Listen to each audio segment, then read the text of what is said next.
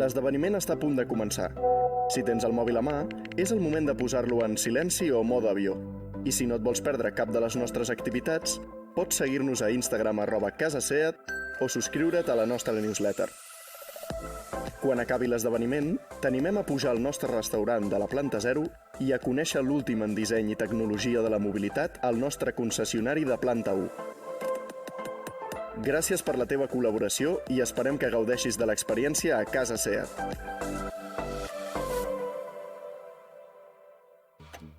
Impulso. Una fuerza eléctrica que nos mueve a hacer lo que sentimos. Un latido que solo contiene emoción. Como seres humanos generamos ese impulso. Y nada nos lleva más lejos que aquello que nos sale de dentro. El impulso de una nueva generación. Cupra Born, 100% eléctrico.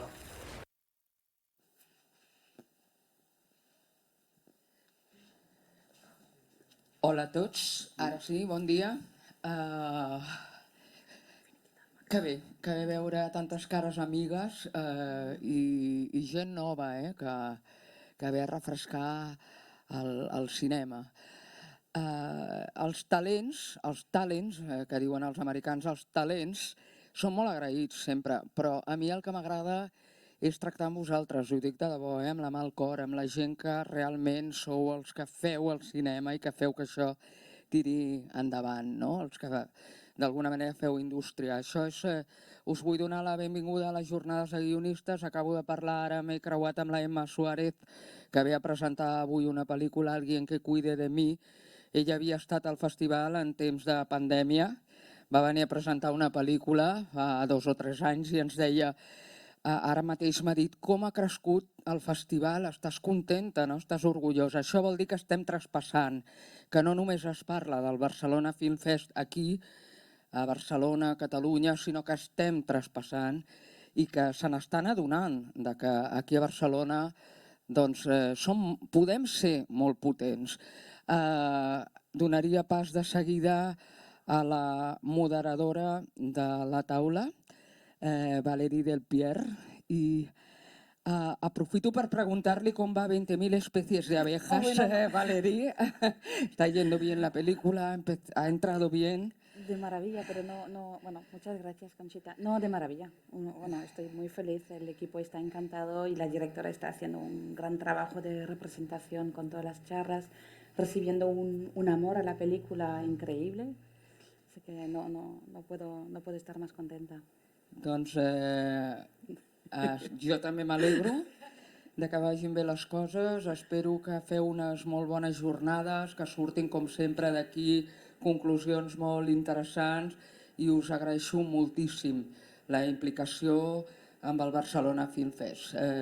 Valérie, te dejo este coloquio en tus manos para que presentes a los ponentes y empecéis a dialogar. Muchas gracias. Muchas gracias. Creo que era Laia la que iba a hacer esta presentación, así que le pido que sí.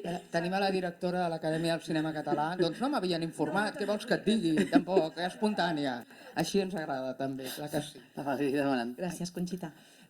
Jo no m'allargo gens. Us presento als ponents de la taula. De fet, em poso cap a un cantó i així aneu entrant.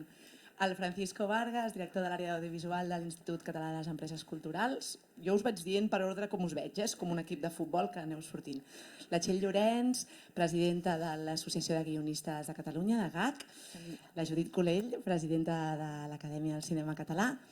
L'Àngels Masclans, productora i membre de Proficció. I el Víctor Sala, codirector de Serializados. La Valérie ja ens l'ha presentat la Conxita. Només dir-vos que, d'una banda, agrair al BCN Film Fest que organitzi aquestes jornades i aquesta sessió concretament, que és una col·laboració amb el festival i amb Proficció i Acadèmia. Som 3 germans aquí organitzant aquesta trobada i que, bueno, ja heu vist el títol. La idea és parlar de desenvolupament de ficció a Catalunya i ho fem com a acadèmia des de la residència de guions, que és un projecte que vam engegar l'any passat, que és un programa de suport a 8 llargmetratges de ficció escrits per guionistes catalans i a través del qual els podem acompanyar durant un any perquè escriguin el seu guió de llargmetratge, amb masterclass, tallers, ponents, mentors, tutors i també amb un suport econòmic que és una de les coses clau per poder crear amb estabilitat i llibertat. Us deixo amb aquests ponents de luxe i espero que sigui molt profitosa. Muchas gracias, Laia. Creo que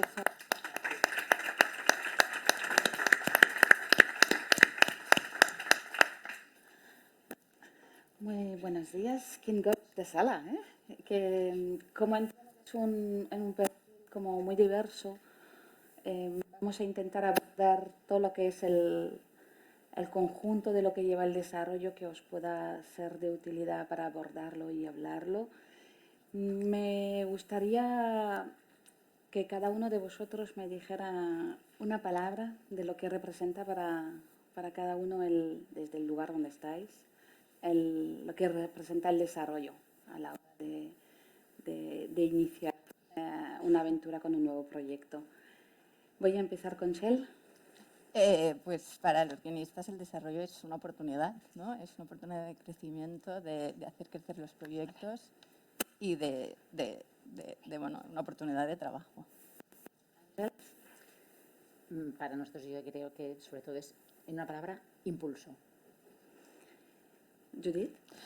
Creo que calidad, tener tiempo y tener medios para dedicar tiempo al desarrollo se reproduce en calidad del proyecto. Francisco. Jo crec que per nosaltres i per vosaltres, pel sector, és una obligació desenvolupar. Absolutament. Víctor. Diria potser llavor, inici. Y sin embargo estás al final del recorrido muchas veces, ¿no? Sí. Y creo que cuando se habla de desarrollo es muy interesante justamente cogerlo desde el final, porque es al final donde nos damos cuenta de que todo lo que se ha sembrado, esa labor, es cuando se ve, aunque sea imperceptible para el espectador, para todos los que somos parte del proyecto, seguramente tenemos muy presente esa semilla, ¿no? del proyecto. Chel, como guionistas, ¿qué es lo que es importante para vosotros, y qué es lo que es importante que hagamos los demás para vosotros? Pues para nosotros es fundamental que hayan ayudas, ¿no? Que hi hagi ajudes a les tres fases d'escriptura que nosaltres considerem, que són de sinopsis a tractament a guió i ajudes a la reescriptura. Per nosaltres són ajudes fonamentals que hi han de ser, que estem treballant en elles. Actualment hi ha l'ajuda de desenvolupament, però la fase de sinopsi a tractament està molt descoberta pels guionistes, és una fase superimportant perquè és quan es crea la història, quan es crea el món, els personatges, la trama, i aleshores creiem que és fonamental tenir aquestes ajudes i estem treballant en unes línies de suport amb l'ISEC per veure si això podria ser possible. I d'altra banda, doncs, les ajudes al desenvolupament són molt importants, però recordem que les ajudes al desenvolupament, l'obligatorietat és del 40% d'inversió en guió, o sigui que està molt bé que hi ha altres coses, però que és una part només d'aquesta ajuda la que va a guió. Per tant, nosaltres el que demanem és més ajudes als guionistes, perquè és la base de la creació, el motor de creació, i a vegades som els més desvalguts, no? En un primer moment. Sí, no cabe duda que efectivamente el guión es la piedra angular de cualquier proyecto, es donde más, que sí, es la fase a la que más tiempo se le dedica normalmente. En proporción puede parecer que es la de menos recursos, pero si lo cogemos en el conjunto de lo que es la parte de desarrollo, sí que es donde desde las productoras se suele invertir más. Sin embargo, me gustaría, Ángel, que nos complementaras, porque estamos hablando de desarrollo, asumiendo que efectivamente el guión es el elemento clave, ¿qué consideras para ti las otras acciones o inversiones necesarias para un buen desarrollo? A veure, efectivament, el desenvolupament és el procés més llarg, més lliure, també diríem més econòmic dintre del conjunt de la producció. que es pot abordar de maneres més diferents, sempre parteix del més important, que és la idea, la creació, els autors i les autores que hi sou al darrere. Per tant, això és el més important del tot. I entenc que des del punt de vista de producció, clar, el primer és identificar el talent, identificar la idea, identificar els creadors i les creadores que li han de donar suport i continuïtat, però després, en general, crec que el procés del desenvolupament del que es tracta sobretot és de trobar aliances, i aliances en molts termes. Trobar-les i impulsar-les i donar-los recorregut, no? Aliances creatives, que sou això, efectivament, els creadors i les creadores, no només els guionistes i les guionistes, sinó també els autors i les autores que hi ha, potser com a obres preexistents, potser com a directors i directores que venen després, aliances econòmiques també, que hem de trobar no només que serveixin per sustentar la part més econòmica, financera dels projectes, també aliances que diria que assenyalin, que identifiquin, que posicionin i que donin valor també al projecte. Per tant, aquí entraria des de coproductors, entrarien festivals, ajudes, el que sigui, que etiqueten i prestigien un projecte. Llavors crec que en aquest acompanyament des de la producció a la part més artística, a la part més econòmica i a la part més financera i de projecció, és una mica una síntesi de quin seria el recorregut de finançament. I per tant, per cadascuna d'aquestes etapes buscaria acompanyaments o mesures o ajudes necessàries per impulsar-les. Entre las cuales están las residencias. Sí. Que existen muchos tipos de acompañamientos, ¿no? Desde sesiones más cortas, que pueden ser de 2 horas de diálogo, que pueden ser de 1 semana de estancia o pueden ser 3 días. Vosotros desde la Academia de Cataluña habéis decidido optar por un acompañamiento más largo en el tiempo. Sí. ¿A raíz de qué nace ese proyecto? Doncs aquest projecte neix amb la Junta, quan vam formar la Junta va ser de les primeres coses que vam posar en el programa. Pensàvem que era absolutament imprescindible, fins i tot abans de saber que existien les ajudes dels fons Next Generation i que sortirien tants labs, que em sembla que està molt bé perquè és absolutament necessari. Vull recolzar el que tu deies, que el desenvolupament no és només guió, sembla que sigui només guió, i penso que també és molt important per als directors, fins i tot també, poder tenir un temps de treball i de buscar això, aliances, i de poder reflexionar sobre la pel·lícula, i els productors un moment per això, per trobar coproduccions i per poder reflexionar conjuntament de la mà del director de quin projecte volem fer, o sigui que el desenvolupament és molt més.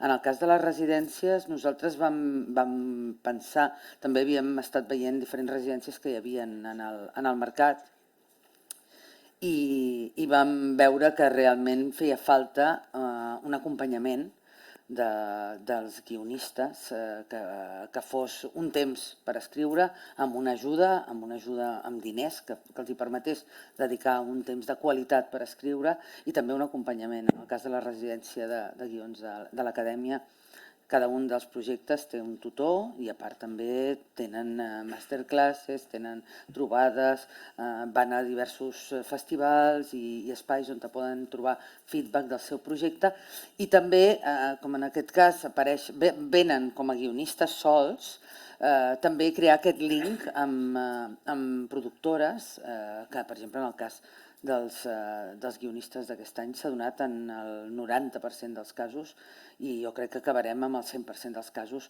de que s'han linkat els projectes de guió amb una productora perquè, a fi de comptes, aquests labs, aquestes residències, siguin les més consolidades o les més recents, com pot ser la de l'Acadèmia, el que volem és que esdevinguin pel·lícules i crec que les institucions que els financeu, la Generalitat, l'Ajuntament, la Diputació, totes les institucions que ens ajuden a portar-ho a terme, el que volen és això, que esdevinguin pel·lícules i que esdevinguin pel·lícules d'èxit. Ahí hay un quid de la cuestión, veo Txell com... Sí, només que teníem un que he dit malament. Teníem un precedent que era la residència de Faber Llull, És que havíem veritat, fet abans, cert. que havíem organitzat i Cert. que hi havia aquest precedent ja No, a més aquest precedent anava molt bé, però aquest precedent era molt més curt en el temps, era una setmana, que a més ara es torna a repetir també, se'n van allà, però justament a més amb el GAC vam estar treballant en aquesta residència i aquest precedent era més curt i a més no hi havia aquesta part econòmica que els hi permet aquest temps de qualitat per poder estar escrivint durant un any, i que crec que és molt important. Jo vaig ser resident de la Faber Llull l'any que no hi havia dotació econòmica. Dius, quina pena, no?, haver-te esperat un any a presentar-ho, i hagués sigut diferent. Però, per exemple, en el nostre cas, en el nostre lab, el Serializados Kick, també va una mica en la línia del que deia la Txell, no?, de dir que potser sí que les ajudes al desenvolupament ja va molt vinculada a producció i a buscar, doncs, això, un 40% va al guió, i altres a teixir xarxes de com aixecar aquesta sèrie o aquesta pel·lícula. Perdona, diría que es un 40% mínimo, ¿no? Sí. Però sí que jo crec que perquè arribin bones propostes de cara als productors i que tinguin bons llocs on triar per acabar escollint quins són els millors projectes que el productor decideix casar-se i tirar endavant, perquè els projectes tots sabem que podem tardar 3, 4, 5 anys o molts anys en aixecar, és un matrimoni entre producció i guió que portarà temps. Crec que està bé que els labs facin aquesta funció prèvia, d'una mica de quan hi ha una idea i una estructura i un desenvolupament encara molt iniciàtics, donar aquest temps, no? L'acadèmia són aquests 8 projectes durant 9 mesos que estan sent incubats, en el nostre cas és de setembre a desembre, però hi ha dotat d'aquests recursos, és a dir, 8.000 euros a cada projecte, amb uns mentors i un treball perquè arribin després a les productores. O sigui, jo crec que els labs no han de ser mai un substitutiu dels ajuts al desenvolupament. Les productores no s'han d'estalviar, diguéssim, aquestes ajudes, sinó que el que hem de fer és treballar moltes candidatures perquè les productores tinguin més opcions on triar. I aquí, llavors, entre tots, la nostra indústria la puguem fer créixer en què hi hagin projectes més bons, perquè en el fons competim en un escenari global i aquí el que busquem és que com més projectes més bons tinguem, millor serà el nostre audiovisual. Àngels?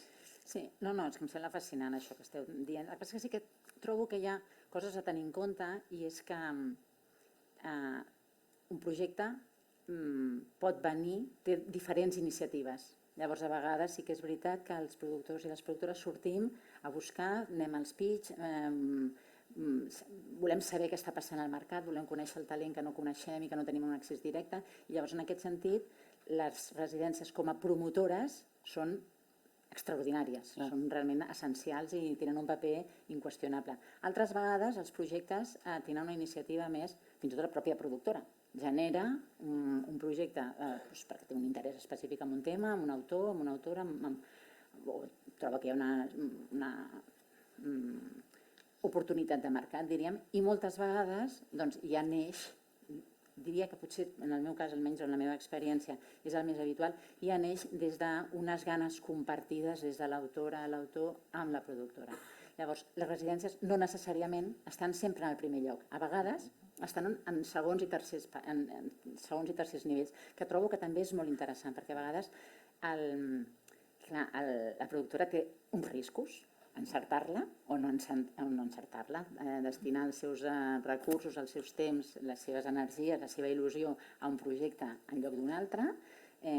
Com valora, com minoritza aquest risc? Moltes vegades és amb les residències. Doncs buscant aquest aval o acompanyant aquest projecte, que al principi potser no és tan evident, d'un assessorament, d'un acompanyament, d'unes etiquetes que validen i que prestigien i que col·loquen en el mapa determinats projectes, això és essencial. I no és només en termes de guió, que també, però a vegades aporten uns altres valors que per totes les altres fases de desenvolupament i per aquella recerca d'aliances que comentava a l'inici, doncs acaben sent essencials.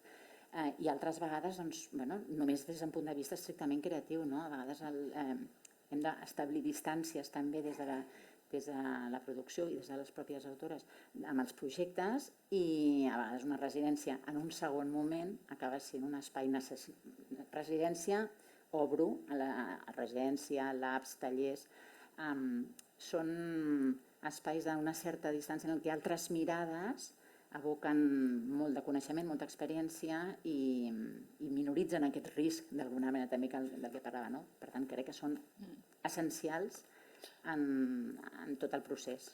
Totalment. Jo crec que aquesta paraula que ens has fet dir al principi, de qualitat, estic d'acord amb el que tu deies, Àngels, és cert, no? Hi ha algunes residències que existien, alguns labs, el de Torino, el de Caen, el de Berlín, que ja, quan veus aquell segell, ja, diguem, és un segell de qualitat, i penso que això, si les nostres residències ho acompleixen, estarà molt bé. I evidentment que no ha de suplir el desenvolupament, i penso que no ho supleix.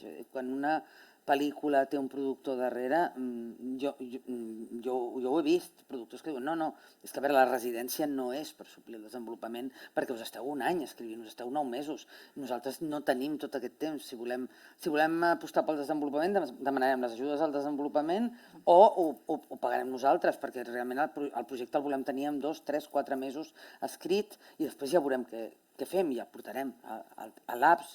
Però aquests 9 mesos fan que, en el cas de la residència de l'acadèmia, fan que siguin projectes que comencen. També tinguem en compte, per exemple, que dins de la residència de l'acadèmia tenim 2 espais dels 8, que si mal no recordo són 2, que són per gent jove, per gent de menys de 30 anys. I això també és molt important, perquè hi ha moltíssima gent, veig alguns alumnes meus, exalumnes de la facultat, i és molt important també que podem apostar per aquest talent jove que està sortint de les escoles, de les universitats, i que tenen ganes d'escriure i que no saben ni per on començar. Si el desarrollo justamente es esto, ¿no? Riesgo, apuesta, entiendo que una manera para las productoras de conciliar este riesgo con sostenibilidad son las ayudas a desarrollo. Entonces me gustaría, Francisco, que nos explicaras cómo se concibieron y lo que nos quieras contar de ellas, por supuesto. Si fem una mirada així macro i històrica, l'ajut al desenvolupament que vam dissenyar l'any 2015 i que és la línia que rep més sol·licituds de subvencions de l'ISEC, i estem en una mitjana d'entorn a 150 per convocatòria, és l'evolució del que va existir fa molts anys a l'ISEC i que es deia CDA, que era el Centre de Desenvolupament Audiovisual, on hi havia ajuts, hi havia hagut ajuts directes a l'escriptura i això va evolucionar. Tenim una persona vinculada a aquella època entre els assistents que va funcionar molt bé, va ser una iniciativa que va generar molt producte, molt desenvolupament, molt encàrrecs, però això dins de l'estructura de la institució va evolucionar i es va concretar en un ajut el 2015 en l'ajut al desenvolupament, com deia. Hi ha un desenvolupament? No, hi ha desenvolupaments. Cada projecte necessita el que necessita i això és el que veiem, això és el que ens ofereix una mica, jo soc el senyor dels números perquè tinc les dades dels ajuts. Perquè us feu una idea, nosaltres demanem com a requisit en aquest ajut al desenvolupament, del qual és beneficiari el productor, no el guionista, és el productor qui lidera el projecte. Demanem com a requisit que un mínim del 40% siguin feines vinculades al guió. Pot ser reescriptura, pot ser assessorament. Això ho tenim en tant que és un requisit, però en realitat superem aquest 40%. Estem en una mitjana hi ha una forquilla entre 44 i 46% de feines vinculades al guió. Per tant, és una bona dada. Anem més enllà del requisit mínim. Això ens situa en que el rol de l'escriptura, del guió, de la ideació, és fonamental a la fase de desenvolupament. Però el que li segueix en quant a despeses és els encàrrecs vinculats a l'equip tècnic, que estem en torn al 37% com a mitjana. I això que apunta? Això apunta que els projectes necessiten una cosa o necessiten una altra, i això, en aquest sentit, ho decideix el productor. De fet, a l'ajut al desenvolupament que tenim nosaltres, no definim què és el desenvolupament, sinó que estructurem el que pot ser el desenvolupament a partir d'unes 14 despeses subvencionables. I a partir d'aquí és el sol·licitant qui decideix, escolta'm, jo demano diners per totes, per una o per 4, en funció del projecte que tinc entre mans. Per tant, jo crec que això és important, que tinguem al cap, sobretot per l'audiència, que recolzem tota mena de desenvolupament. De ficció, ja parlo de gèneres, de ficció, de nous formats. De fet, la nostra línia de desenvolupament és una mica camp de proves pel que fa a futures línies d'ajut a la producció. Hem introduït, fa uns anys, vam introduir els documentals interactius creient que hi havia una demanda en el sector. I això no es va concretar. No es va concretar com a negoci, és a dir, els productors no trobaven finançament perquè ningú pagava el documental interactiu. i nosaltres el vam tenir, diria que un parell d'anys a la línia de desenvolupament a veure si això es concretava en un negoci. No es va concretar i el vam treure. Tenim actualment sèries per internet, sèries de ficció.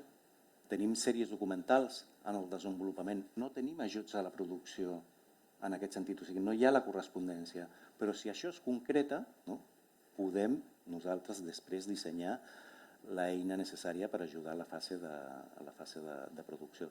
Per tant, insisteixo, el comportament és divers, guanya, evidentment, els llargmetratges cinematogràfics dins d'aquests 150, d'aquesta mitjana de 150 projectes que es presenten per convocatòria.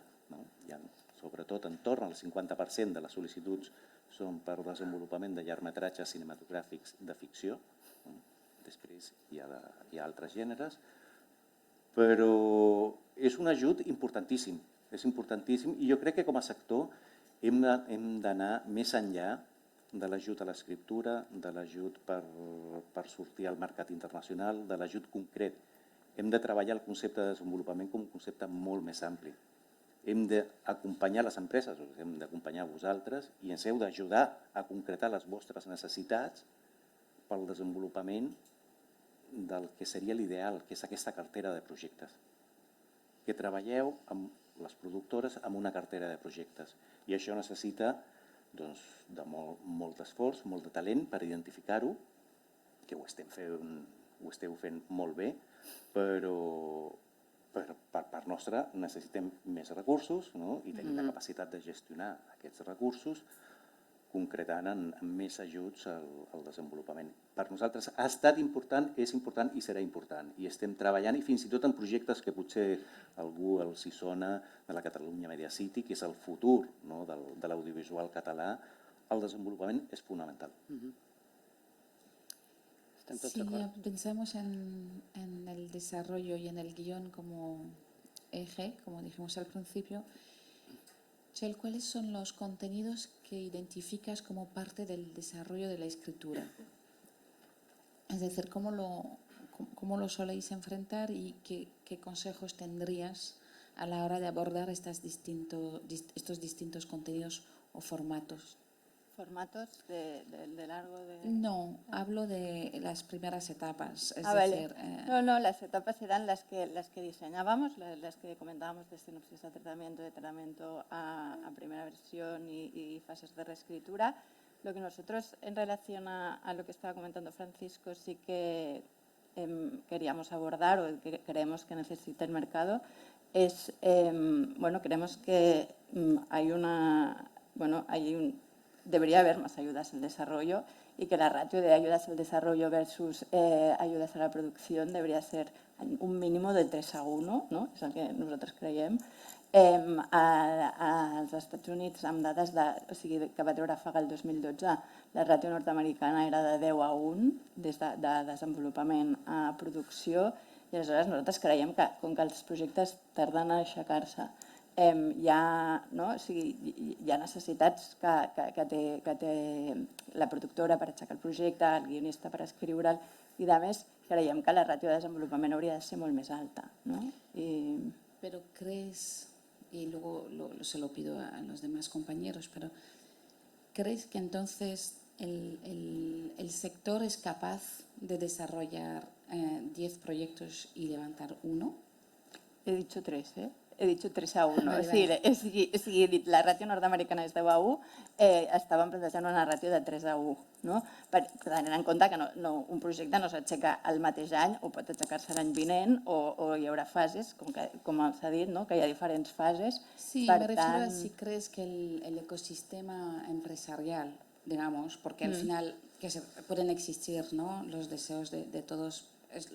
La mayoría de las veces lo que nos pasa es que ojalá pudiésemos estar en más cosas porque hay tantas cosas interesantes y estimulantes, pero al final tienes que elegir también por tus propias limitaciones. Entonces, ¿crees que por lógica empresarial de aquí se puede arriesgar en 3 proyectos sabiendo que la proporción de 1 a 3? Arriscar en guió sempre serà més barat que arriscar en producció. Sempre serà arriscar des d'on obres rooms o arriscar des dels projectes, des del paper, sempre serà més barat. Per tant, arribar amb bones produccions, dedicar-los temps i diners, sempre serà més fàcil que tenir produccions que arrenquen i a vegades no tenen ni consolidat o ben consolidat el guió. Per tant, és un paral·lelisme...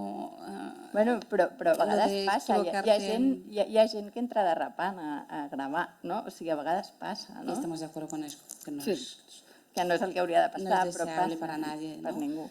Pero ¿crees que realmente la estructura empresarial puede asumir Bueno, amb ajudes, o sigui, estem pendents de 15 milions d'euros que han de venir de l'ICA a les comunitats autònomes, que s'ha de veure com es distribueixen, que són ajudes d'escriptura. Estem pendents de fondillo. Pero es una ayuda por empresa al año igualmente, ¿no? Sí, però s'ha de veure com es vehicula això amb laboratoris, amb ajudes directes als guionistes si arriben. S'ha de veure com s'evoluciona per intentar tenir el màxim de recursos possibles en un moment, en una fase que és la més barata. Sí, lo que pasa es que si decimos que los laboratorios y demás no pueden sustituir ni lo que reciban los guionistas, por ejemplo, a través de la academia, no pueden sustituir la inversión que hace el productor, y es lo más correcto y lo más sano. Claro, se nos complica un poco... Pero laboratorios estamos hablando de 8 proyectos, academia, de 8 proyectos serializados. Exacto. O sea, no estamos hablando de aquí una magnitud estratosfèrica, o sigui que sí que és veritat que els laboratoris volen diners, però no estem parlant d'una magnitud de projectes que col·lapsi el mercat, ni molt menys, no? Llavors necessitem més projectes, necessitem ser competitius i el món està fora, no? Vull dir, la gent és competitiva, la gent, Dinamarca inverteix en projectes, França inverteix en projectes, Regne Unit inverteix en projectes, o sigui, o ens apuntem o deixem que ens facin les sèries, les pel·lícules i punt. Però aquí també s'inverteix en projectes. Sí, perdó de palabra, jo havia demanat, sí. Sí, no, perquè he escoltat els 150 projectes que es presentaven a l'ajut al desenvolupament. Clar, l'ajut al desenvolupament es donava en productores, un ajut al desenvolupament, no a l'escriptura de guió, de moment, ja ho veurem en el futur. Clar, jo ho he posat en comparativa amb els 350 que es presenten a l'acadèmia, amb la qual vol dir que hi ha 200 projectes ben bé, sí, 200 projectes més que els que es poden presentar a desenvolupament, en el qual hi ha 200 guionistes com orfes que no van de la mà de cap productora o que no poden anar de la mà de cap productora i que en canvi volen optar a desenvolupament. Crec que d'aquí poden sortir grans projectes. Jo no ho sé, us entenc a les dues, entenc que ella digui que hi hagi una aposta de 3 a 1, entenc el que dius, que sempre és molt més econòmic invertir sobre paper que no invertir després sobre una producció que sigui fallida, però també entenc els productors, és a dir, que no tenim capacitat industrial com per assumir, desenvolupar encara que sigui 3 projectes a un. El que passa és que hem de trobar l'equilibri, perquè si no, en aquest camí es perden moltíssims projectes que van orfes de productora, projectes de gent jove o de gent menys jove, vull dir que no, ja això ho hem parlat moltes vegades, que jo sempre soc partidària de posar 2 projectes de menys de 30 i un de menys de 55, perquè també hi ha gent que no és tan jove però que segueix produint coses molt, molt, molt interessants i que els costa molt col·locar-les en el mercat. Però vull dir que entenc els 2 punts de vista. Realment hauria d'haver-hi una aposta... És que a més sempre anem a la nostra indústria, sempre anem a... Clar, és tan complicat aixecar un projecte que sempre ha de ser excel·lent. I això els dic molt, dic molt als estudiants i a altra gent. No passa res, el normal seria que una indústria produís productes excel·lents, productes normals i productes mediocres i fins i tot productes dolents. Això seria una indústria sanejada. És el que passa a la indústria francesa, el que passa a les indústries que tenen un teixit industrial més fort. Nosaltres és que anem sempre a l'excel·lència perquè és que no tenim més remei que anar a l'excel·lència. Es la primera vez que me dicen que los franceses se equivocan con más ganas que los españoles. También se equivocan, ¿no? Bien, hombre, por supuesto que se equivocan. De que lo reconozcan es otra cosa. Claro. También se equivocan, hay proyectos horrorosos. Que da igual, que los van a ver igual, que eso es otro tema. Eso es otro tema que le podemos dedicar otra mesa. Beli, perdona. Sí, Àngels? una mica en primer, que no se me n'oblidi perquè em sembla que és molt important, m'ha agradat moltíssim que fessis referència al CDA i als seus orígens, perquè jo crec que sí que després reenganxo amb això, però crec que des d'aleshores allò va ser essencial i clau per a una cosa molt important de la qual que ara hem normalitzat i amb la qual convivim, però no sempre ha estat així, que és la professionalització del sector en l'escriptura també. I crec que en l'escriptura i en totes les tasques que conviuen amb l'escriptura, els anàlisis, els story editors, etc., eren figures que fins que es va activar el CDA anàvem a algun taller no sé d'on, teníem algú de mèdia que ens ajudava amb no sé què, però allò sí que era orfandat, allò era una orfandat majúscula en aquest sentit. I el CDA va aconseguir professionalitzar un model, generar un ecosistema i fer-nos entendre que hi havia una sèrie de figures essencials per allò que deia jo abans de disminuir el risc, però per impulsar també els projectes. I tot això canalitza amb les ajudes de desenvolupament. Si no fos així, estaríem perdudíssimes com a productores. Vull dir que crec que això és essencial i ho aplaudeixo i ho agraeixo moltíssim. D'altra banda, entrant una miqueta en aquest debat que sorgia aquí i amb aquest ràtio, soc incapaç de fer un ràtio, soc incapaç o de calcular-ho, però sí que tinc la sensació de que realment no és tan necessari obrir el vano d'oportunitats a número de projectes, no és una qüestió quantitativa, sinó una qüestió sobretot qualitativa. I penso que està molt i molt bé identificar quins són aquells projectes que poden tenir un recorregut per motius molt diversos, i efectivament tenim una indústria i un talent molt diversificat, tenim gent extraordinària tant en la producció com en la guionització com en la direcció, que està fent projectes absolutament mainstream i amb un èxit extraordinari. No dic noms perquè no vull deixar-me ningú, però tots els tenim clars. Tenim altra gent que està treballant d'una manera igualment excel·lent en projectes més autorals i més independents, però que estan tenint un carat en el públic, que això té un mèrit extraordinari, i tenim altres produccions molt més autorals, molt més independents, que troben un nínxol, però que estan generant alhora una eclosió d'altres mercats i d'altres connexions amb el públic. Tot això, si no fos perquè realment som capaços des de l'inici d'identificar aquests projectes i de suportar-los a tots els nivells, a nivell de guió, a nivell de desenvolupament entès, que, ojo, el desenvolupament s'ha entès des que poses a treballar una idea, fins al dia d'inici de rodatge, o sigui, totes aquestes fases afecten el desenvolupament. Si som capaços d'identificar aquests projectes, acompanyar-los bé i reforçar-los des de tots els punts de vista, crec que és molt més interessant això que no pas obrir un ventall que efectivament em sembla que és difícil que el nostre ecosistema pugui admetre en quant a quantitats.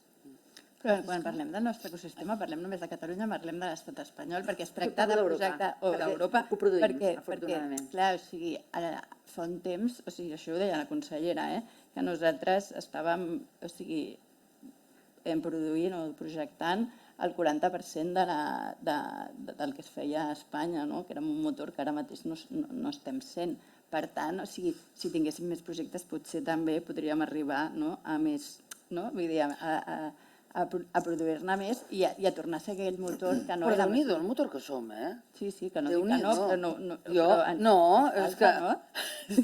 Ostres, jo miro, no sé, jo miro a nivell, per exemple, dels festivals més importants, que per sort tenim presència, aquí tenim una senyora que va guanyar un premi a Berlín i ella que va estar a Sant Sebastià, a secció oficial. Mirem, per exemple, els festivals i és que estem allà en totes les pel·lícules en producció pròpia o en coproducció.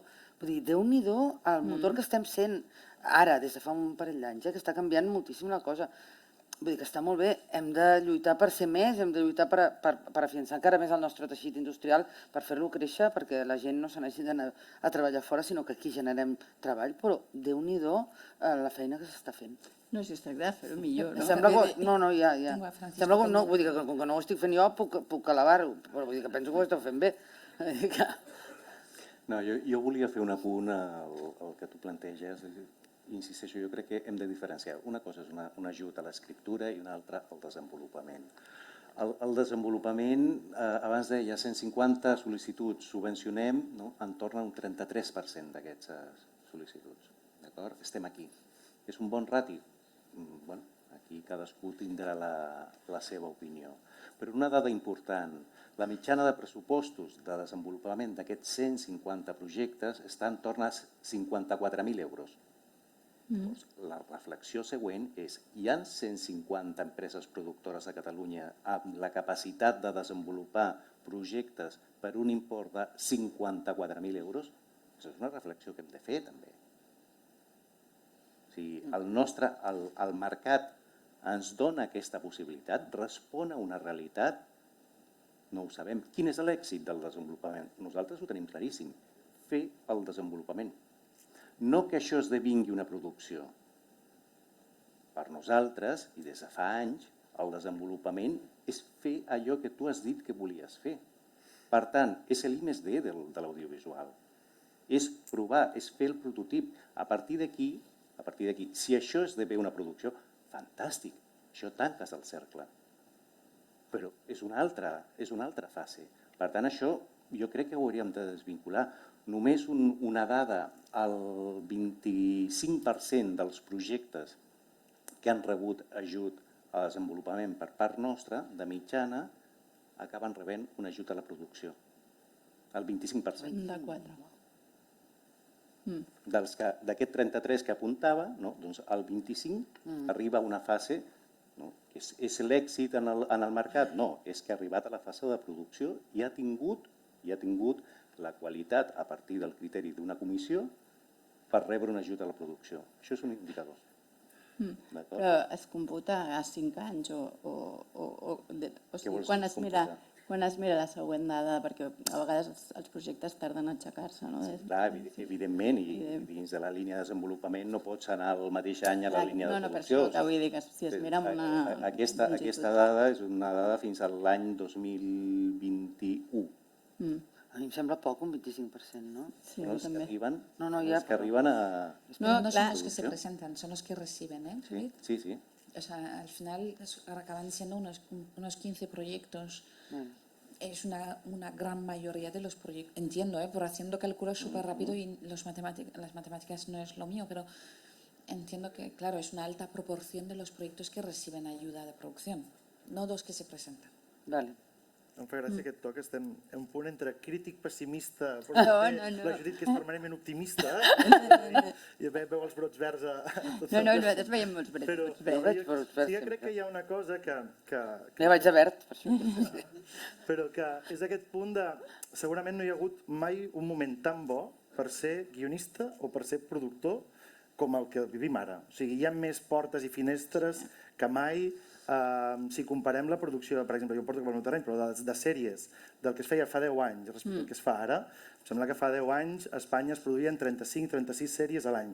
Ara se n'estan fent 70-75.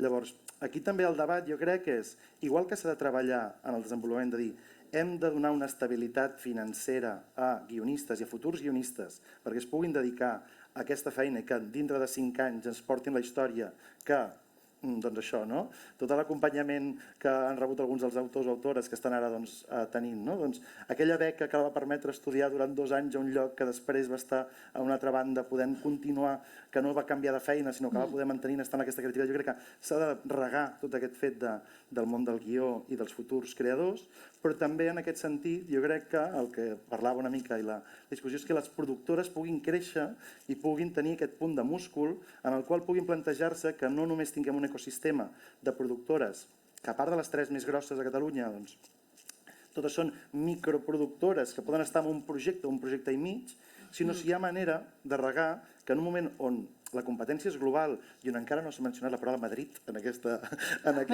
tertúlia, però que sempre a vegades acaba apareixent en la comparació habitual de dir la ciutat mirall amb la qual ens anem reflectint i anem veient quin és més motor, quin està guanyant, quin està avançant per la dreta, qui per l'esquerra, si ens posem més alineats o menys.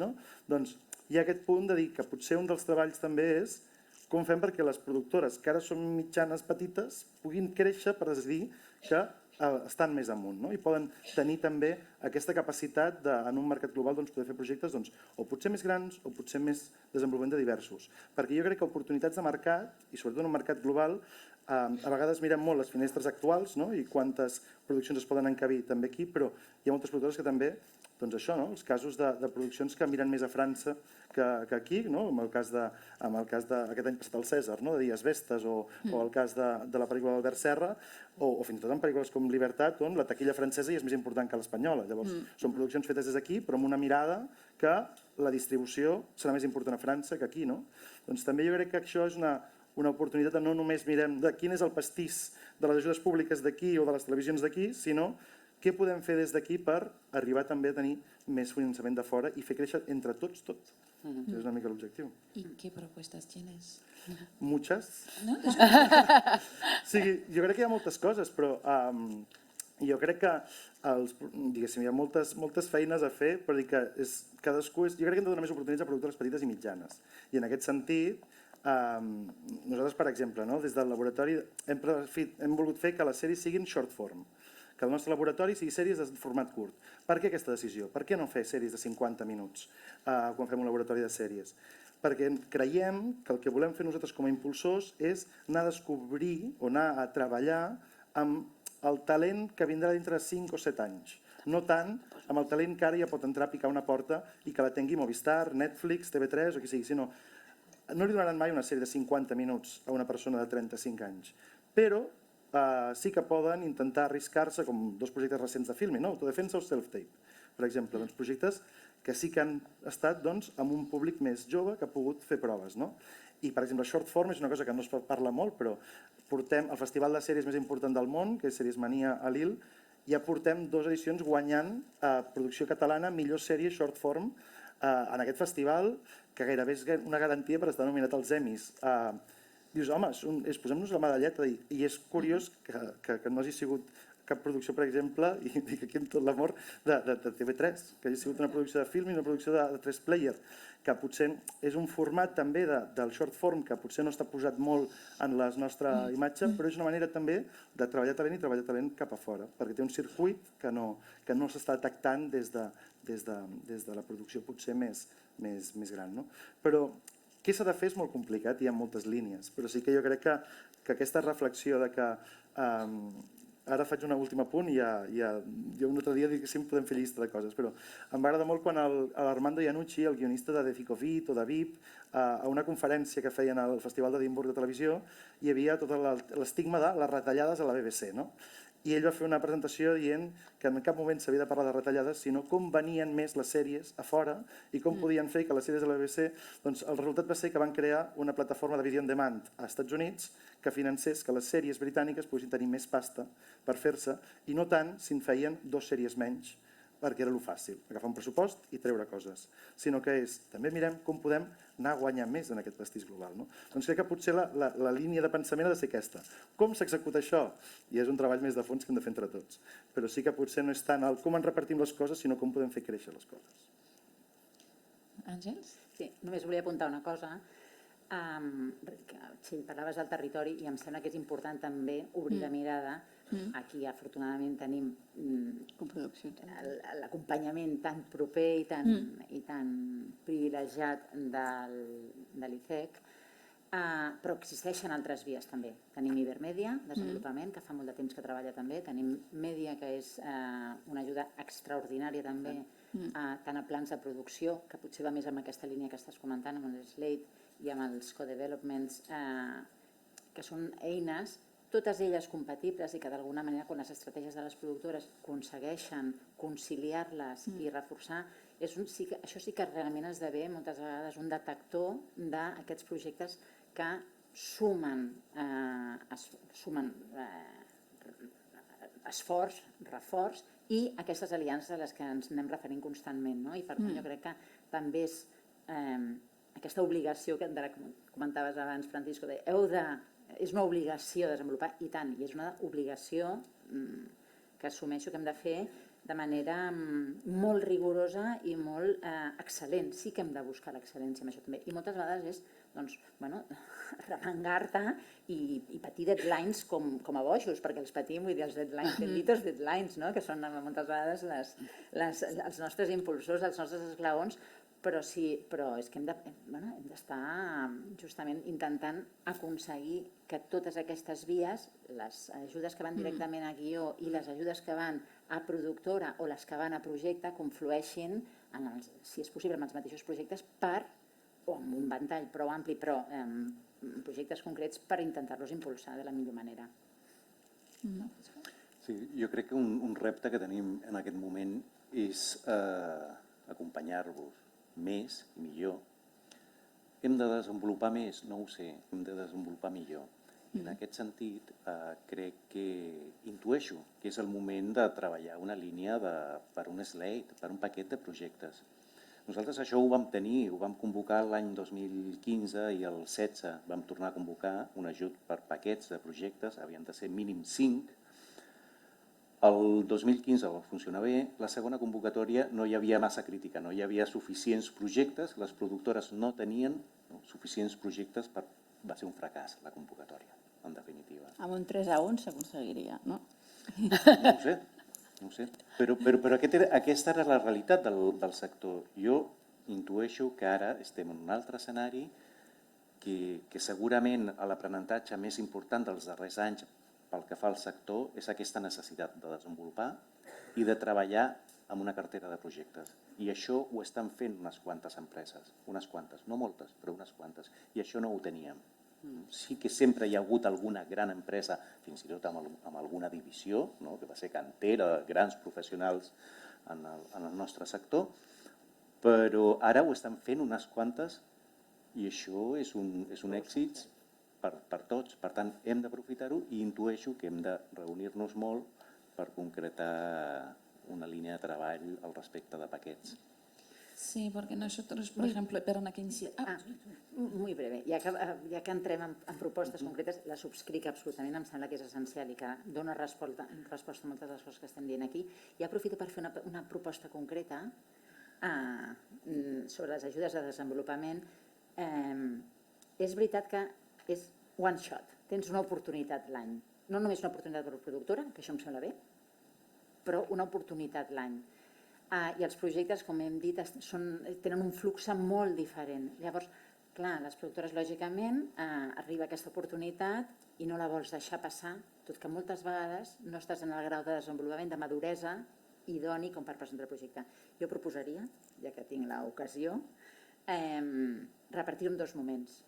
No estic proposant implementar una doble, o sigui que una mateixa productora pugui presentar-se en 2 projectes diferents o pugui obtenir 2 ajudes diferents, però sí que pugui presentar-se en 2 moments diferents en el que sigui el més idoni pel projecte, perquè crec que guanyaríem tots. Guanyaríeu vosaltres lectors, guanyaríeu a l'hora de tenir criteri per establir quins projectes estan millor en aquell moment i no competir projectes tan desenvolupats amb altres que estan començant a fer camí però que la productora ja els veu clar i que no voldria deixar passar aquesta oportunitat.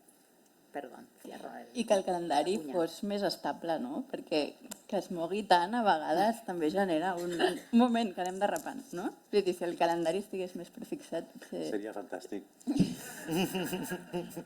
Es una wishlist, sí. No, o sea, claro, nosotros, por ejemplo, guardamos como de forma no sistemática, pero un poco, cuando tenemos beneficio, el 15% va a una bolsa, que es la bolsa de desarrollo. Entonces, ¿qué nos permite esto? Nos permite autonomía de calendario, es decir, adelantarnos, libertad a la hora de decidir, me arriesgo, siempre con la obligación de intentar que esto se haga realidad, es decir, pero con esa libertad. Y ahí donde íbamos con el tema de, es que no sé cuántas productoras tienen esa libertad real.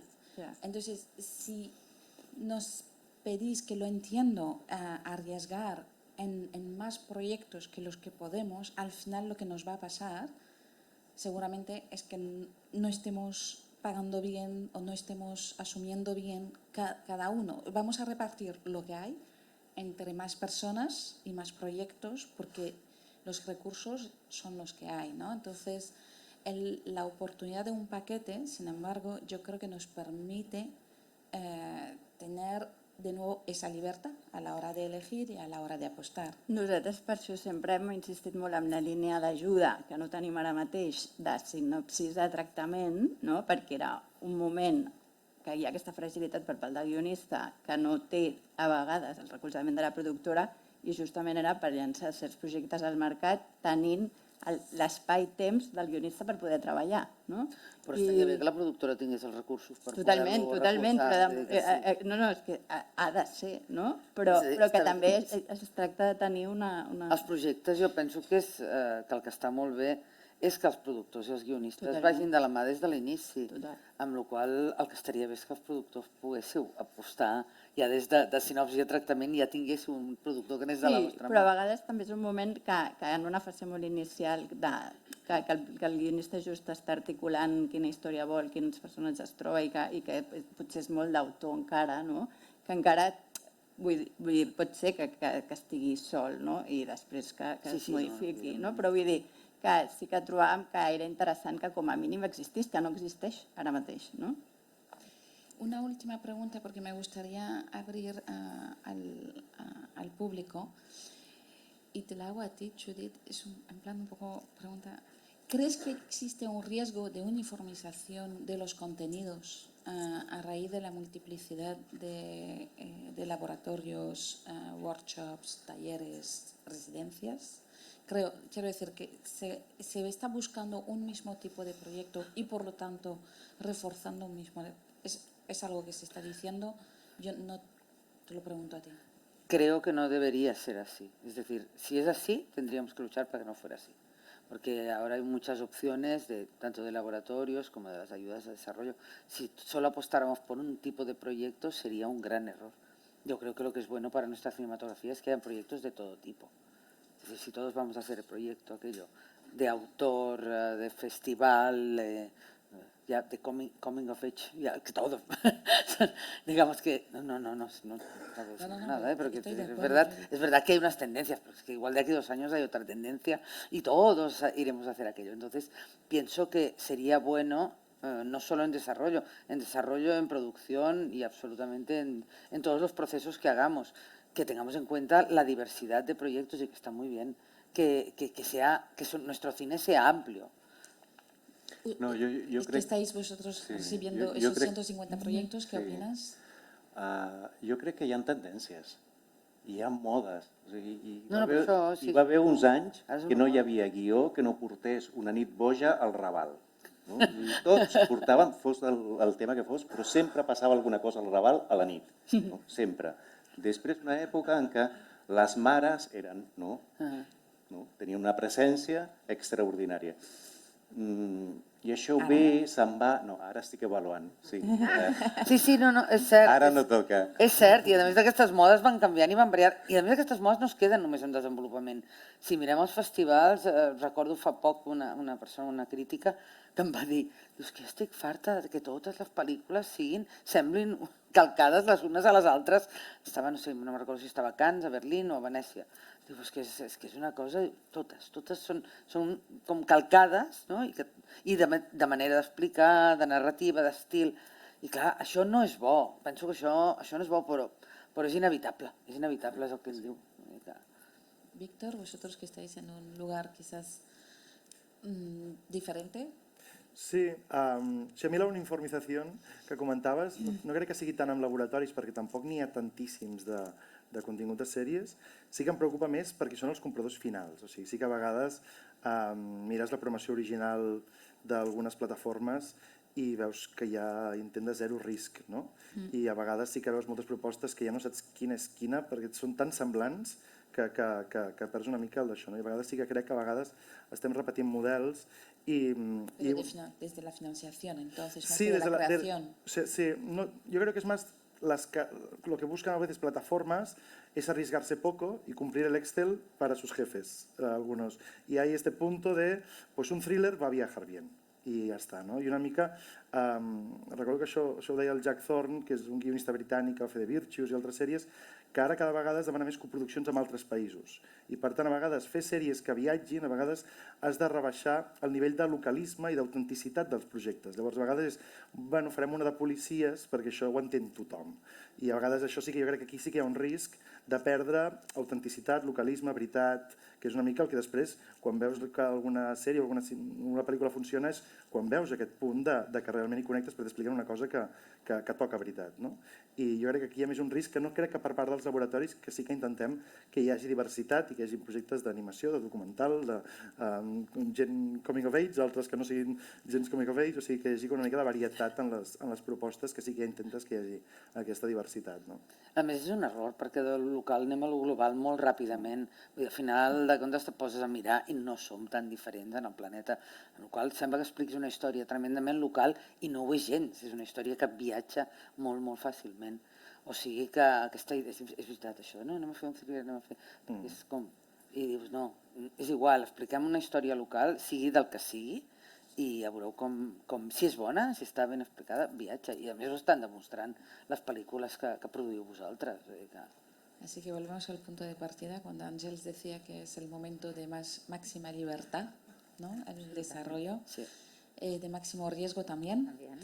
Y por eso aceptamos, creo que es como una fase de donde debe de haber errores, debe de haber fallos y debe de haber fracasos, por llamarlos de alguna manera, aunque no sea fracaso, sino que simplemente nos sigan. ¿Alguna pregunta? ¿Al fondo? Era pel Francisco, que has dit abans que l'objectiu de les ajudes al desenvolupament és que es compleixi aquest desenvolupament. Després que no arribin a la producció és un altre tema, no? I, o sigui, tenia curiositat aleshores per, si pots elaborar una mica més, explicar exactament què és el que espereu que s'aconsegueixi amb aquests projectes que simplement compleixen el desenvolupament, quin és aquest valor afegit o I+D, deies, que tenen aquests projectes que no acaben en producte final. No? O sigui, no sé si t'he entès el que explicaves, potser. I des del punt de vista d'una productora, sobretot, m'interessa com saber tenir aquests projectes com acabats al desenvolupament que li veieu que porta. No? El que jo apuntava era el fet de que les bases específiques, les regles del joc d'una línia de subvencions no estableix allò que has de fer.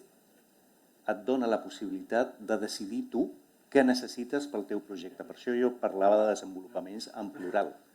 Cada projecte necessita el que necessiti. Una reescriptura, un assessorament en una fase, en una altra, i això ho decideix el productor. Llavors, l'èxit d'aquest desenvolupament des del punt de vista de gestió d'aquesta línia no és que això arribi a una producció, perquè això ja vindrà en una fase posterior. És que tu facis allò que puguis fer, allò que tu has dit que faries. Aquest és l'èxit. Aquesta possibilitat d'invertir en I+D audiovisual, és a dir, de concretar allò que tu volies. Si l'ajut al desenvolupament nostre neix d'una reflexió al voltant d'un ajut que coneixem tots, que és l'ajut al desenvolupament de mèdia, un ajut històric, que quan va començar estava molt a prop de la idea inicial. Per tant, el grau d'exigència per entrar en aquest ajut era mínim. Això va anar evolucionant per la realitat dels possibles sol·licitants, que són molts països, per tant un mercat molt ampli, va anar evolucionant fins a un punt que actualment l'ajut al desenvolupament del single project, o sigui, del projecte individual, pràcticament ja has d'estar a prop de la fase de preproducció. T'exigeixen tant perquè el concurs és tan alt que s'ha desvirtuat o ha evolucionat en aquest sentit l'ajut al desenvolupament. Nosaltres vam dir, això no ho volem. La realitat del nostre sector és una altra. I això ens va portar el 2015 a dir, escolta'm, tenim una foto d'on són, d'on volem que vagin i, per tant, hem d'estar més a prop de la idea inicial. El grau d'exigència és menor, fes el que tu creguis que hagis de fer, no t'ho diré jo, et dono un marc d'actuació i, per tant, aquest és l'èxit, aquest és el valor afegit que tu com a productora, que tu com a empresari, puguis fer allò que vols fer i que l'administració t'acompanyi. No sé si responc a la teva pregunta. És que no et veig, pel llum. Es que claro, la ayuda al desarrollo no tiene otro fin en sí que desarrollar, y eso es fantástico. Pero cuando una productora desarrolla, tiene otro fin, que es acabar haciendo la película. Y no puedes desarrollar por encima de tus posibilidades en cuanto a que aspiras a producir esas películas. Entonces, aunque la ayuda no te lo marca, tú sí. Al final lo que haces es decir, vale, yo estoy desarrollando 1, 2 o 3 proyectos, pero luego, ¿cómo los produzco? ¿Cómo los marco en un calendario? ¿Cómo puedo acudir a las ayudas? ¿Cuántas veces, o sea, cuándo voy a poder ir a buscar las ayudas de los comités de televisión? O sea, es un marco mucho más amplio, pero lo que sí es fantástico, efectivamente, es que al menos nos podamos equivocar en desarrollo, que es la base de poder trabajar. ¿Más preguntas? Uy, muchas. Pues vale. Veo uno aquí, una... Sí, Miriam también quiere preguntar. ¿Tú tienes una? Vale. Hola, ¿qué tal? Soy Coque Serrano de La Charito Films y tengo una pregunta recogiendo un poco lo que se ha hablado, y que es una pregunta un poco reflexión también, por lo que comentabas de si hay tantos proyectos, ¿no?, con esos presupuestos de desarrollo. Es cierto que el desarrollo es una etapa muy importante, como habéis comentado, y también es cierto que las productoras tener esos recursos para hacer esa inversión, hay veces que es complicado. Sí es cierto que es la inversión que puede ser más rentable, porque te puede permitir desarrollar el proyecto y que el proyecto tenga unas bases sólidas, pero en otras industrias el I+D+I puede generar un producto que luego tenga un retorno. Estamos viendo que el retorno en el cine es un poco más complicado. Mi pregunta es si habría alguna manera de que esta inversión que estamos haciendo en desarrollo, que ahora mismo no puede entrar en la fase de producción, son gastos que no pueden ser subvencionables porque están muy lejos, se pudiera estudiar que de alguna manera estuvieran en las ayudas de producción, alguna parte del desarrollo pudiera incluir, porque entonces desde la productora te puedes pensar, es decir, si hago esta inversión en este producto, en esta película, como bien has dicho, Valeria, el objetivo es poder hacer luego la película, es un dinero que después, de alguna manera, va a poder entrar en otra línea de subvención, ¿no? No entro en la línea de subvención de desarrollo en su día, pero si convierto la película en una realidad, igual puede llegar este gasto a estar dentro de las ayudas. Es una reflexión. No sé si m'he explicat bien el que quería decir. Sí. Jo crec que no et convé. No. Sincerament, per una qüestió de segmentació de recursos. O sigui, si nosaltres tenim un ajut al desenvolupament, no, i agafa una etapa determinada, després els recursos aniran sencers. Imagina't que s'amplia el reconeixement, el que seria, entre cometes, el reconeixement de cost d'una producció. No? Amplio el període, per tant recullo el que ve.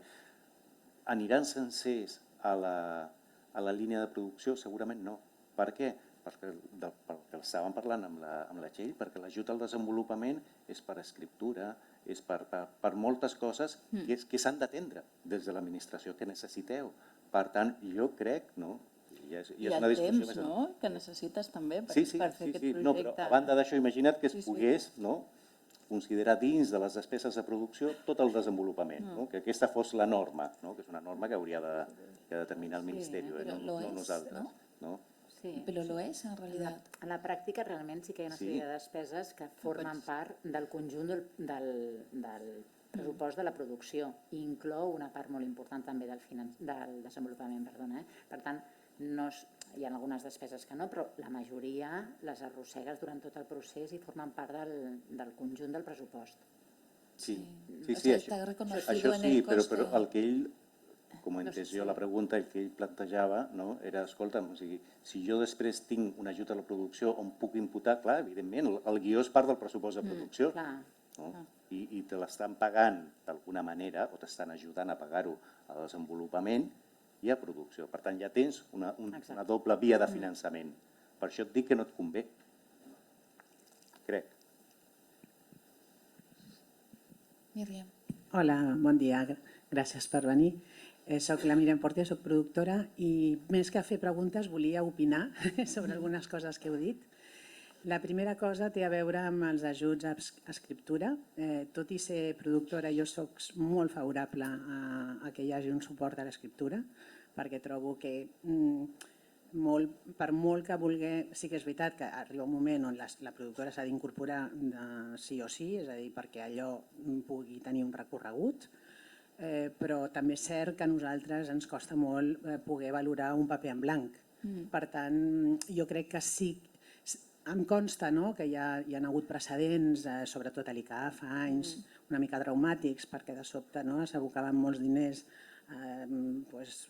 per acabar segurament amb molts guions, en fi, escrits de qualsevol manera, però jo crec que la indústria espanyola, ja no només la catalana sinó l'espanyola, ha madurat moltíssim i jo crec que ara hi ha un nivell d'autoexigència i de responsabilitat de tothom i també dels guionistes i per tant jo sí que soc molt fan i molt favorable a això, que hi hagi una dotació, s'hauria de veure de quina manera, però que pugui cobrir aquest gap que jo trobo que hi ha ara en el desenvolupament, que és la llavor, que és el paper en blanc i de quina manera poder avançar en un tractament perquè després es pugui incorporar una productora i seguir tota aquesta carrera. Per tant, ànimos. Gràcies. Gag. Gràcies, estem aquí. Gràcies. Després, agrair a l'ICEC, sobretot pel que té a veure amb Mèdia, que també s'ha parlat. No sé si l'Àlex Navarro està per aquí, però hauríem de muntar un club de fans de l'Àlex Navarro perquè ens ha empoderat moltíssim a les productores catalanes per poder accedir a aquests slates. Vull dir, ser capaços d'aportar diners europeus per desenvolupar els nostres projectes jo crec que té molt de mèrit i en aquest sentit crec que l'Àlex ha fet una feina espectacular, vull dir, sense precedents i sense una comparació a cap mediadesk que jo conegui. I en aquest sentit estaria guai, seria molt... Hello?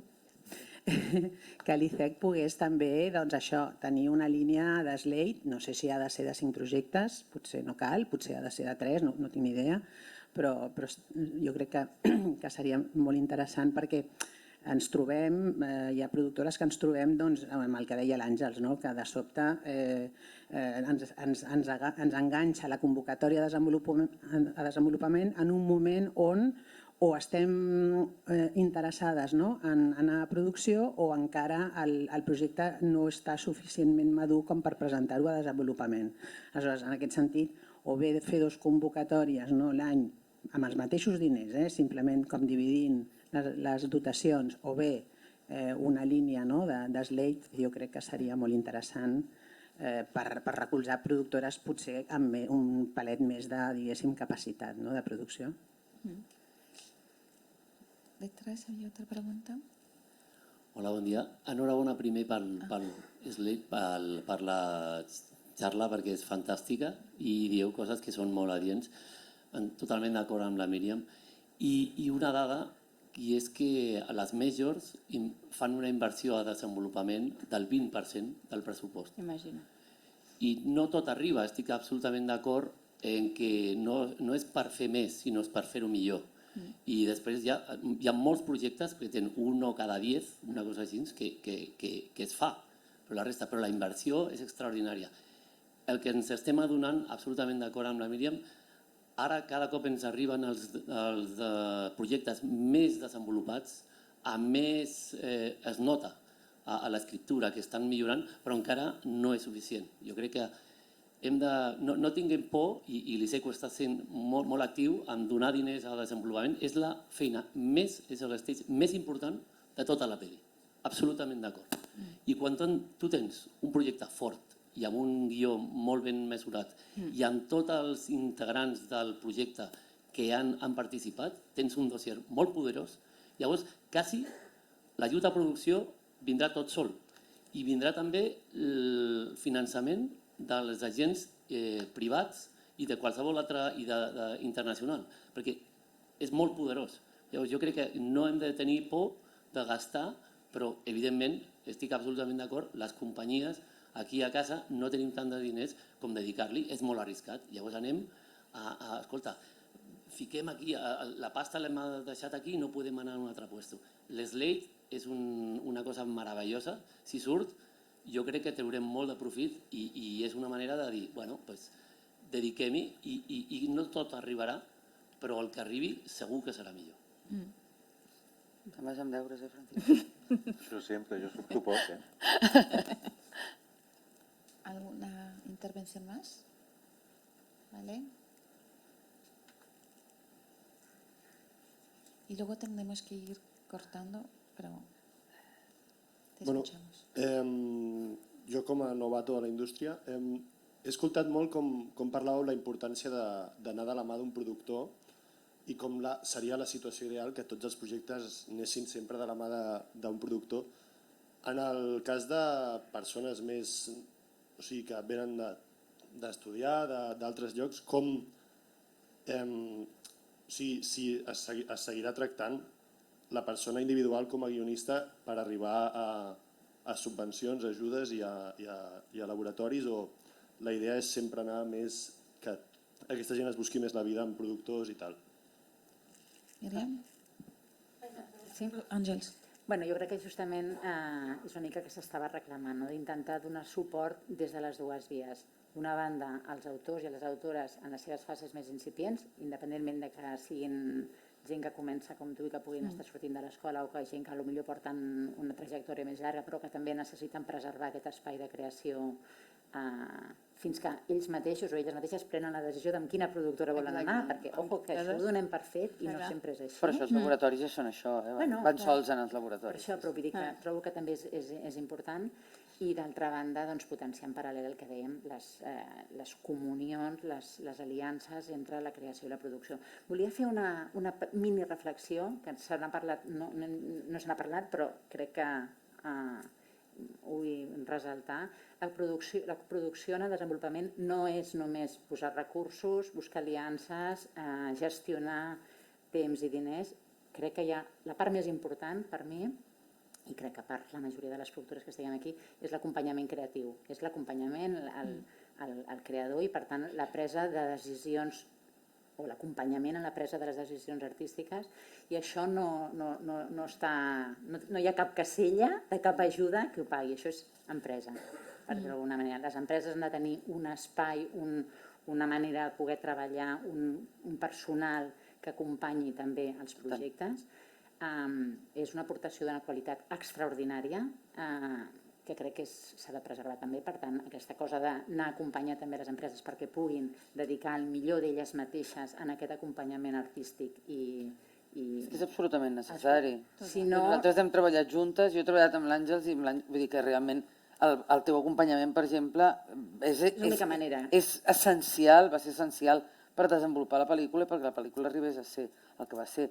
I és que penso que és molt important anar acompanyats, anar de la mà, els guionistes, els directors i els productors, que hem d'anar tots a la mà en el procés de creació. Tenemos claro que el guionista es quien escribe, pero es verdad... Sí, que no todo el mundo lo tiene tan claro. Por eso lo dejo claro, tenemos claro esto, pero es verdad que al final nuestro rol principal está ahí. Está ahí, en eso, en ese momento largo y clave de... Y es clave, y ningún nega. No, lo sé. Pero digo que también es verdad que hay que remarcar, ¿no? Que eso no nos hace autores ni nos hace guionistas, pero nos hace productores, productoras, creativas, y de ahí que tenga tanta importancia el desarrollo, porque no es un proceso individual y no es un proceso aislado, ¿no? Está desde el primer momento dentro de un equipo, aunque sea un equipo muy reducido. Necesitamos cortar, me están haciendo señales... Ho sento, m'estan dient que me n'haig d'anar. No os pongáis muy pesimistas ahora que me voy yo, que diga. Aquí optimisme cap amunt. Bé, moltes gràcies. I gràcies. Esa salida... Lo siento, sí, un poco... triunfal. Pero bueno, es lo que hay.